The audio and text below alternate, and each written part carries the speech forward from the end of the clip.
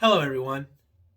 Today I want to share with you a brief reflection on the Gospel according to Mark chapter 9, verses 38 and 39, which talks about John's jealousy.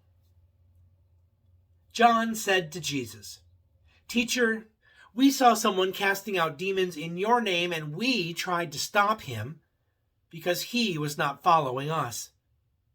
But Jesus said, "Do not stop him.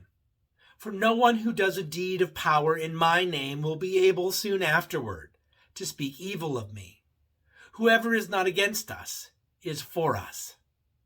For truly I tell you, whoever gives you a cup of water to drink because you bear the name of Christ will by no means lose the reward." When I was tattling on my baby sister growing up, I wasn't only ratting her out, I was also pointing out her wrongdoing in order to highlight my inherent goodness.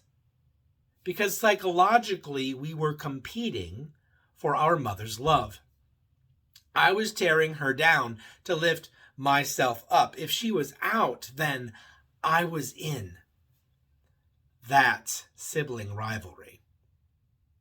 I believe that the disciples here are doing the same thing. They are competing for Jesus' love. They are trying to control the circle around Jesus, the movement, and their emerging faith community by trying to say who is in and who is out.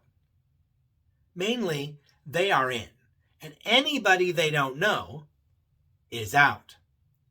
Perhaps it's the people they don't like, or who they may be jealous of. Think about it. Churches are guilty of doing this all the time. Scripture tells us of times when the disciples tried to heal someone or cast out a demon and they couldn't do it. So they had to go get Jesus. And here in our reading today is someone who just goes out and does what they cannot always do. That's threatening. John wants to close ranks and likely come across as a super apostle by shaming the stranger.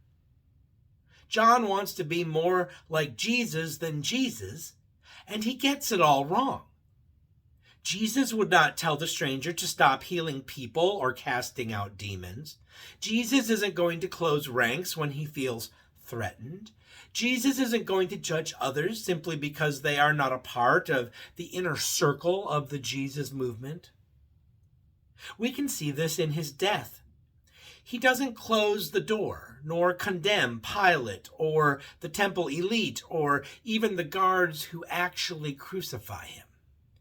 Instead, Jesus always leaves the door open instead of slamming the door shut. I believe Jesus does this throughout his ministry because he knows when it comes to God's love, there is always more than enough to go around. We can all learn from looking at the Apostle John's jealousy of a stranger. When we feel threatened, even jealous, instead of calling them out, we can call them in. We can remind ourselves that life is not a competition when it comes to God's love. That we are all in this together. That whoever is not against us is for us. Do this, and you will learn how to love one another in new ways. And isn't that what it's all about?